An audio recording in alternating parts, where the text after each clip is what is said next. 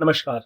आज का जो चैप्टर है वो है एनसीईआरटी 12th क्लास का understanding partition politics memories and experiences. अब ये है क्या? देखिए, 15 अगस्त 1947 ये वो दिन था जब भारत को स्वतंत्रता मिली। उससे एक दिन पहले 14 अगस्त को पाकिस्तान को स्वतंत्रता मिली। हमें स्वतंत्रता तो मिली, जो ब्रिटेन था उसने ब्रिटिश इंडिया को डिवाइड किया इंडिया और पाकिस्तान में, लेकिन ये एक ट्रॉमा भी रहा हमारे लिए। कैसे? क्योंकि इसमें एक मास लेवल पे वायलेंस हुआ, माइग्रेशन हुए, छोटे छोटे बच्चों को मारा गया, काटा गया, औरतों के साथ बलात्कार किए गए। इस तरीके से हमें उस चीज की खुशी भी रही कि हमें फ्रीडम मिला, लेकिन उसके साथ साथ ये दुख बहुत बड़ा था कि 1946 टू 1950 तक तनाव रहा, एक ऐसा दौर रहा। क्योंकि 16 अगस्त 1946 को जब मोहम्मद अली जिन्ना ने डायरेक्ट एक्शन की बात कही और उसमें कहा कि हिंदू और हिंदुओं की जो प्रॉपर्टी है वो जहां मिले जैसे मिले उसे बर्बाद करो, उसे लूटो, उसके बाद जो दोनों धर्मों की तरफ से जो हिंसाएं हुई, एक दूसरे को मारा गया। अब उसके अंदर भी देखिए, अगर आप देखेंगे तो बंगाल वाला जो क्षेत्र है, क्योंकि वहां पर बंगाल में बांग्लादेश भी, जो आज बांग्लादेश है वो भी पाकिस्तान का है, तो वहां पर भी मुस्लिम्स जो मेजोरिटी थी वो ज्यादा थी। उसके साथ साथ पंजाब, और ये दोनों बॉर्डर वाले क्षेत्र थे, बॉर्डर वाला एरिया था। तो यहाँ पर डिसाइड करना था, और बहुत लंबे टाइम तक यही नहीं पता था लोगों को, जो बॉर्डर वाले एरिया में रहते थे, कि वो हिंदुस्तान में है या पाकिस्तान में है। लेकिन हाँ, ये है कि वायलेंस एक बहुत बड़े लेवल पे हुई। बहुत सारे हिस्टोरियन ने इसे हॉलोकॉस्ट भी किया। हॉलोकॉस्ट क्या है? हॉलोकॉस्ट एक्चुअली जर्मनी ने किया यहूदियों पर। अप्रॉक्स 6 मिलियन जो यहूदी थे उनको मारा गया, और इसीलिए इसको होलोकॉस्ट कहा गया। लेकिन इंडियन अगर पर्सपेक्टिव में देखा जाए तो इसको होलोकॉस्ट नहीं कहा जा सकता, क्योंकि हॉलोकॉस्ट जो होता है वो कहीं ना कहीं वो गवर्नमेंट के जो होते हैं, सरकार के द्वारा करवाया जाता है। वो जो हत्याएं होती हैं वो सरकार के द्वारा करवाई जाती हैं, मास किलिंग जो होती है। यहाँ पर जो भारत में हुआ वो दो संप्रदाय जो थे बड़े बड़े, उनके जो जो धर्म संप्रदायों के ने प्रवोक किया, तो इसीलिए इसको होलोकॉस्ट नहीं कहा जाएगा।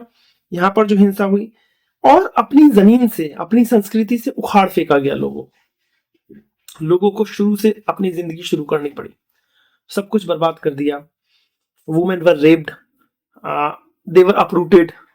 उसके साथ साथ मास किलिंग हुई। तो जिसे कहते हैं कि वो एक इतना भयावह दृश्य रहा, सब कुछ बर्बाद। हमें नहीं समझ आ रहा हम इस बात से खुश हो कि हमें आजादी मिली, या जो हमारा जो कल्चर, जो गंगा जमनी तहजीब जो बना हुआ था, वो सब कुछ एक बार में सब कुछ बिगड़ गया। उसमें जो बड़ा एक अगर हम कहें कि बड़ा प्रश्न खड़ा होता है तो मोहम्मद अली जिन्ना पे होता है। जैसा मैंने आपको बताया, 16 अगस्त 1946 को उन्होंने डायरेक्ट एक्शन की बात कही। मोहम्मद अली जिन्ना ही वो शख्स थे जिन्होंने टू नेशन थ्योरी दी, और उन्होंने कहा कि हिंदू और मुस्लिम दो अलग कौमें हैं, इनकी संस्कृति, इनके आचार विचार, इनकी बहुत सारी चीजें जो इनको अलग करती हैं, और अगर ये एक साथ रहे तो डिस्प्यूट्स ही रहेंगे, तनावपूर्ण माहौल ही रहेगा, ये दोनों एक साथ नहीं रह सकते। तो इसीलिए हिंदुओं के लिए हिंदुस्तान और मुस्लिम्स के लिए पाकिस्तान होना चाहिए। अब हिस्टोरियन जो हैं उन्होंने माना कि जो जिन्ना थे वो केवल कॉन्फ्लिक्ट्स की बात कर रहे थे, वो कॉन्फ्लिक्ट्स को देख रहे थे, जबकि उन्होंने हिंदू और मुस्लिम के बीच में को एक्सिस्टेंस को नहीं देखा। उन्होंने म्यूचुअल कल्चरल जो एक्सचेंज होता था हिंदू और मुस्लिम के बीच, उन्होंने उसको नहीं देखा। उन्होंने 1857 के अंदर जो रेवोल्यूशन हुआ था उसमें हिंदू और मुसलमान दोनों ने कंधे से कंधा लगा के जो लड़े थे, उसको नहीं देखा, सबको नजरअंदाज कर दिया। और मोहम्मद अली जिन्ना कर क्या रहे थे? जो मिडविल जो पीरियड था उसके अंदर जो भी जो युद्ध हुए थे, जो वॉर्स हुए थे, उनको लेकर आ रहे थे, और वो कह रहे थे कि ये हिंदू मुसलमान की लड़ाई है, जबकि वो लड़ाई दो राजाओं के बीच में हो रही थी। क्योंकि अगर आपको एक छोटा सा एग्जांपल दें, अगर अकबर की लड़ाई हो रही है हल्दी घाटी में, अकबर क्या है? मुस्लिम। लेकिन अकबर की तरफ से, अकबर अगर महाराणा प्रताप से लड़ रहा है, तो महाराणा प्रताप की तरफ से अगर देखेंगे, महाराणा प्रताप हिंदू, महाराणा प्रताप की तरफ से कौन लड़ रहा है? जो हकीम जो सूद जो थे, वो जो मुस्लिम थे, वो उनकी तरफ से लड़ रहे हैं। उसके अलावा जो भारत की तरफ से जो लड़ रहे हैं, जो सॉरी अकबर की तरफ से लड़ रहे हैं, वो मानसिंह लड़ रहे हैं। वो हिंदू लड़ रहे हैं। तो अगर आप इसको देखो और बाकी भी जो युद्ध हुए उनमें भी देखो, तो ये कभी भी ऐसा हुआ नहीं कि वो दो धर्मों के बीच की लड़ाई है, वो दो जो रूलर थे उनके बीच की लड़ाइयां हुई हैं। तो जिन्ना ने उस तरीके से देखा, लेकिन हिस्टोरियन ने बताया कि ये ऐसा नहीं है। हालांकि मैं ये भी आपको बता दूं कि आज के दौर में भी अगर हम देखें तो आज के दौर में भी यही हो रहा है। उन मिडविल जो जो भी वॉर्स हुए हैं, जो भी डिस्प्यूट्स रहे हैं, उसको आज भी हिंदू मुस्लिम का करके दिखाया जा रहा है, जबकि वो दो राजाओं के बीच की लड़ाइयां रही, उनको आज भी वही किया जा रहा है, वही पोलराइजेशन किया जा रहा है एक धर्म के लोगों को। खैर, अगर हम देखें, हिस्टोरियन ने तो इनकी बात को सिरे से खारिज कर दिया, क्योंकि उन्होंने कहा कि ये दो धर्मों के बीच की लड़ाई नहीं थी, ये दो राजाओं के बीच की लड़ाई थी। लेकिन 19 के जो ईयर था, 1900 के बाद का जो ईयर था, वो कहीं ना कहीं सांप्रदायिकता का, वो कम्युनल वायलेंस का एक दौर रहा। 1906 में, 1906 में मुस्लिम लीग की स्थापना होती है। 1909 में मॉर्लेमेंटो आता है, जो कि मुस्लिम्स के लिए रिजर्व जो सेपरेट इलेक्टोरल करता है। 1919 में उसको एक्सटेंड कर देते हैं। 1909 में उसको सेपरेट इलेक्टोरेट को लेके आया जाता है और 1919 में उसको एक्सटेंड कर दिया जाता है। और मैंने आपसे कहा 1906 में मुस्लिम लीग बन रहा है, वही मुस्लिम लीग जो 1940 में एक अलग देश की मांग करता है, पाकिस्तान की मांग करता है। जी हाँ, उसके साथ अगर देखिए, पॉलिटिक्स में अब कहीं ना कहीं धार्मिक पहचान सामने आने लगी थी।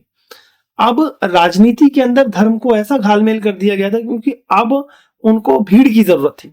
अब वो अपने आप को ये बताना चाहते थे कि वो कांग्रेस से, क्योंकि पहले 1885 के अंदर जो कांग्रेस की जो एस्टेब्लिशमेंट हुई, कांग्रेस पूरे भारत का प्रतिनिधित्व कहीं ना कहीं कर रही थी। अब चाहे मुस्लिम लीग हो, जो कि 1906 में बन रही है 1906 में, या 1915 में जो मदन मोहन मालवीय हिंदू महासभा बना रहे हैं हरिद्वार के कुंभ में 1915 में, तो हिंदू महासभा ये बताने की कोशिश कर रही है कि जो सभी हिंदू हैं उनका जो रिप्रेजेंटेशन करते हैं हम कर रहे हैं।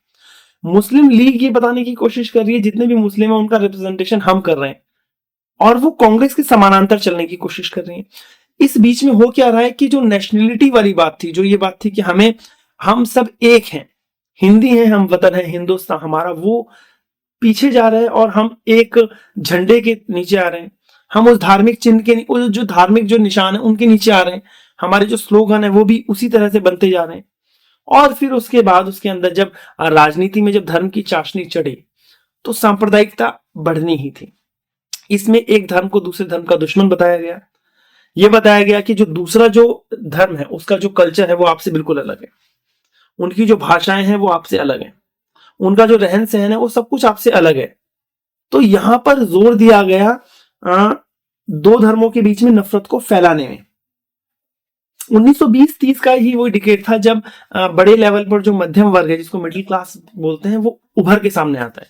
और इससे होता क्या है, 1920 से 1930 के बीच में गांधी मूवमेंट थे, वो अपने आप वो तो चल रहे थे, वो गांधी उन्हें कर रहे थे, कांग्रेस और गांधी उनको लेकर चल रहे थे। लेकिन उन्हीं बीच में एक जो मिडिल क्लास जो बन रहा था, ये मिडिल क्लास वो था जिसको अब दो वक्त की रोटी की तो चिंता थी नहीं। अब इसके पास चर्चाएं करने का या दूसरी बातें करने के लिए टाइम थोड़ा ज्यादा मिला, जो लेजर फेयर जिसको टाइम बोलते हैं। अब इसके अंदर तनाव ये रहा कि वो इकट्ठे होने शुरू हुए, और क्योंकि राजनीति के अंदर धर्म का तो तड़का लग चुका था, तो मुस्लिम्स जो थे वो कहते थे कि आप हमारे मस्जिद के सामने से संगीत मत बजाइए। हिंदू कहते थे कि हमारे आपका जो गाय है वो हमारे लिए पूजनीय है, आप उसका स्लॉटर मत करिए। तो ये तो एक मुद्दे थे, लेकिन उसके साथ साथ इन सभी मुद्दों पर लड़ाए जाने के लिए उस मिडिल क्लास को तैयार किया। उस मिडिल क्लास के जो जहन था उसके अंदर बहुत सारी चीजें भरी गई जो दूसरे धर्म के अगेंस्ट रही, दूसरे धर्मों के लिए। अब इसी दौर में एक आर्य समाज ने भी किया, शुद्धि मूवमेंट शुरू किया।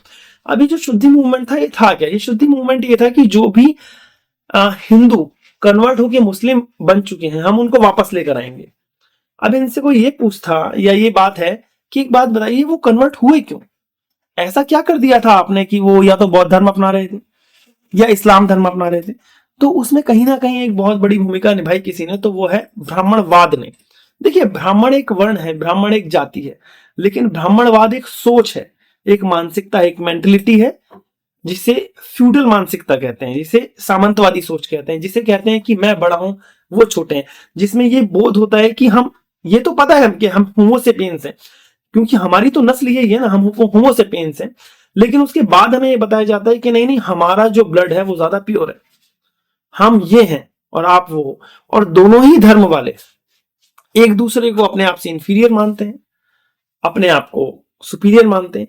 तो जब ये इंफीरियरिटी का जब दौर चला, हिंदू जो समाज था उसका एक जो बड़ा तबका, उस बड़े तबके ने कहीं ना कहीं अपने लिए समानता के लिए, क्योंकि उनको आप अपने कुएं यूज नहीं करने दे रहे हैं, जो कुएं का पानी अपने जो, उसके साथ साथ उनके जो घर होते हैं वो भी गांव में एक एक सर्टेन एक जो वो क्या कहते हैं उसे, जो डायरेक्शन है वहां पर होंगे।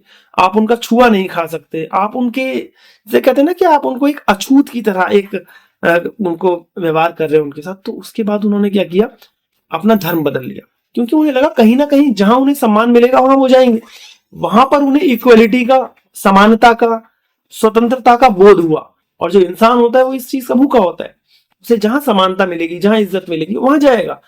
कन्वर्जन बढ़ा, उसके पीछे जो कहीं ना कहीं बड़ा रीजन है, वो क्यों रीजन नहीं है वो ब्राह्मणवाद का, क्यों रीजन नहीं है वो उन कर्मकांडों का, क्यों नहीं है वो जिन्होंने इस पूरे हिंदू समाज को कलंकित कर दिया, क्यों नहीं वो मनुस्मृति ऐसी है जिस, क्योंकि उस मनुस्मृति में जो भी लिखा गया, अगर एक ब्राह्मण ने एक कोई काम गलत किया है और एक शूद्र ने किया है, तो दोनों के लिए सजाएं अलग कैसे हो सकती हैं?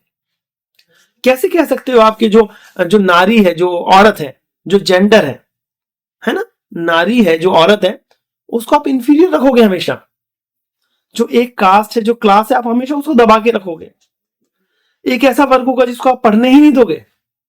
तो इन सब चीजों की कसमसाहट में कहीं ना कहीं धर्म भी बदलाव किया उन्होंने अपना। और फिर ये शुद्धि आंदोलन जो चला, इन्होंने कोशिश की कि सबको एक जगह इकट्ठा किया जाए। इसके अलावा अगर आप देखते हैं कम्युनिज्म आया, कम्युनिज्म देखिए कभी भी एक अगर कोई अपने धर्म को ज्यादा इंपॉर्टेंस दे तो नहीं आता, वो तब आता है। कम्युनिज्म का मतलब है एक ऐसी राजनीति जिसमें किसी एक कम्युनिटी को दूसरी कम्युनिटी के खिलाफ एकजुट किया जाए, हिंसा भरी जाए, जहर भरा जाए और बताया जाए कि वो अलग है, हम अलग हैं। वही हिंसा जो आज भी अगर आपको देखने को मिलती है। आज भी राजा कहते हैं कि एक है तो सेफ है। अरे हम तो वसुधैव कुटुंबकम वाले हैं जो कि पूरे विश्व को अपना मानते हैं। हम तो बोला ना, हम तो वो बात करते हैं हिंदी है, वतन है हिंदुस्तान हमारा। आप हमारे अंदर से, उस देश में से ही आप 80 और 20 की बातें करते हैं, आप मेजोरिटी और माइनॉरिटी की बातें करते हैं। आप कहते हैं कि बटोगे तो कटोगे। अगर हम कटेंगे, है ना, अगर हम कटेंगे और आप लोगों के ऊपर छोड़ रहे हो, लॉ एंड ऑर्डर तो आपके पास है ना, आपको पता होना चाहिए ना कैसे कटेगा कोई, और कौन बट रहा है। वो एक जो हिंदू समाज है उसको एक करने की बात कर रहे हैं। हालांकि जो ब्राह्मणवाद है आज भी वो गया नहीं है, और आप बड़े लेवल पे देख सकते हैं आज भी वो ब्राह्मणवाद गया नहीं है। उसके बाद भी वो केवल एकजुट इसलिए कर रहे हैं क्योंकि दूसरा जो धर्म है हमें उसके अगेंस्ट खड़ा कर रहे हैं। क्योंकि अगर आपको उसके अगेंस्ट खड़ा नहीं करेंगे तो आप बेरोजगारी पे सवाल पूछेंगे कि बेरोजगारी 45 साल में सबसे बड़ी बेरोजगारी क्यों है आज भारत में। 2014 में अगर ग्लोबल हंगर इंडेक्स में नजर डाले तो 2014 के अंदर हम 55th रैंक पे थे, 55वें नंबर पे थे ग्लोबल हंगर इंडेक्स में। अब 2025 की जो एक रिपोर्ट है ग्लोबल हंगर इंडेक्स की, हम कहां पर है, 102, 102। हम इतने ज्यादा पिछड़ गए, वो भी तब जब अच्छे दिन आ चुके हैं।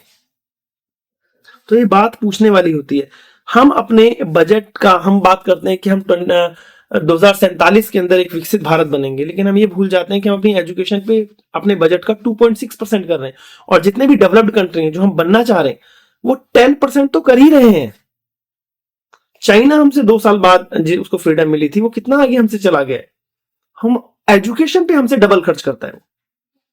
और जिनकी बात कर रहे हो आप, जो डेवलप्ड कंट्री है जर्मनी जैसे, वो 10% कर रहे हैं। नॉर्वे और स्वीडन जैसे तो 14-14, 15-15% कर रहे हैं।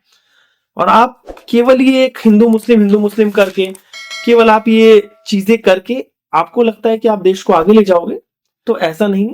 इस देश को आगे ले जाना अगर किसी का काम है तो वो इस यूथ का काम है।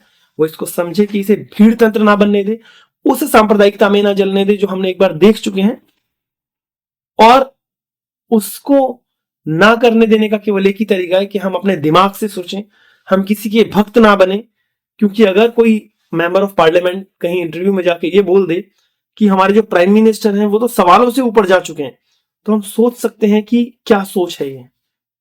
ये लोकतंत्र है, यहाँ पर सबसे ऊपर अगर कोई होता है तो आम जन होता है, जनमानस होता है। कोई कोई पोस्ट ऐसी नहीं है, ये गणतंत्र है। यहाँ कोई पोस्ट ऐसी नहीं है जो जनता के सवालों से ऊपर चला जाए, है ना। तो हमें इस चीज से बाहर निकलना है और तभी हमें अपने देश को उस सांप्रदायिकता की जहर से बचा सकते हैं जो हमें मजबूरी में एक बार जो खराब दृश्य सांप्रदायिकता देखनी पड़ी थी। धन्यवाद।